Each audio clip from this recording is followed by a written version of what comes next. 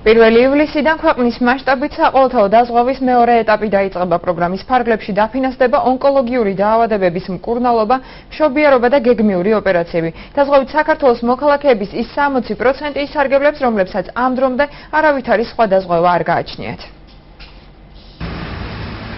პირველი ივლისიდან საქართველოს მასშტაბით საყოველთაო ჯანდაცვის მეორე ეტაპის განხორციელება იწყება. პროექტის მიზანი მოსახლეობის ჯანმრთელობის მდგომარეობის გაუმჯობესება და სამედიცინო მომსახურებაზე ფინანსური ხელმისაწვდომობის გაზრდაა. პროგრამაში ჩართული იქნება 6-დან 60 წლის ჩათვლით ასაკის მოსახლეობა. ასევე დაემატება გეგმიური ამბულატორია, ბაზისური მომსახურება, გეგმიური ქირურგიული ოპერაციები, გადაუდებელი სტაციონალური მკურნალობა და ონკოლოგიური დაავადებების მკურნალობა. მოსახლეობის 30%-ზე მეტი დაზღვეულია სხვადასხვა სახელმწიფო დაზღვევები, ძალიან მცირე პროცენტია დაზღვეული ინდივიდუალური კორპორატიული დაზღვევით, სადაც მოსახლეობის 60%-მდე თუ მეტი არ რჩება ყოველგვარი დაზღვევის მოსარგებლობის გარეშე.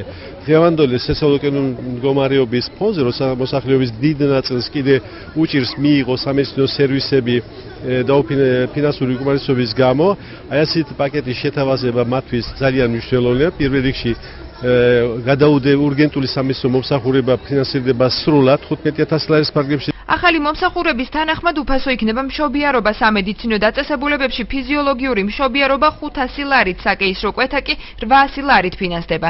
სოციალური მომსახურების სააგენტო საჭარის ფილიალის უფროსის განცხადებით საყოველთაო დაზღვევა გართულებების შემთხვევაში პაციენტების ფინანსურ დახმარებასაც ითვალისწინებს.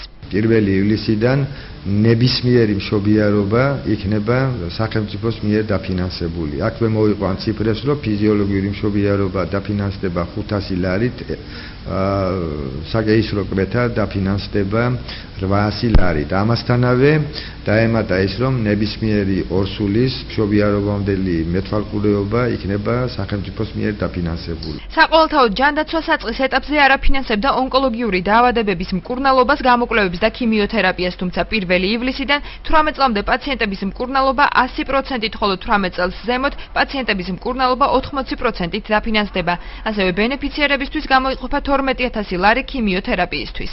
ონკოლოგიური დაავადებების შემთხვევაში ძალიან მნიშვნელოვანია ქიმიოთერაპიის დაფინანსების შემოღება. კერძოდ ონკოლოგიაში გარდა ოპერაციებისა, პრევენცია, ანუ ქიმიოთერაპია ძალიან დიდ თანხებთან იყო დაკავშირებული და სახელმწიფო ამ შემთხვევაში ჯანდაცვის სამინისტრომ გაითვალა ერთ ბენეფიციარზე ისტორიული ფასი, რომ საშუალოდ რაძდება და 12,000 ლარის ფარგლებში ბენეფიციარზე გათვლით ქიმიოთერაპია დაფინანსდება. 1 ივლისიდან ხელმისაწვდომი ხდება ასევე ღვიძლის ფუნქციური სინჯები, ფარისებრი ჯირკვლის სინჯები, გულმკერდის რენტგენოსკოპია, რენტგენოგრაფია და მუცლის ღრუს ეკოსკოპია.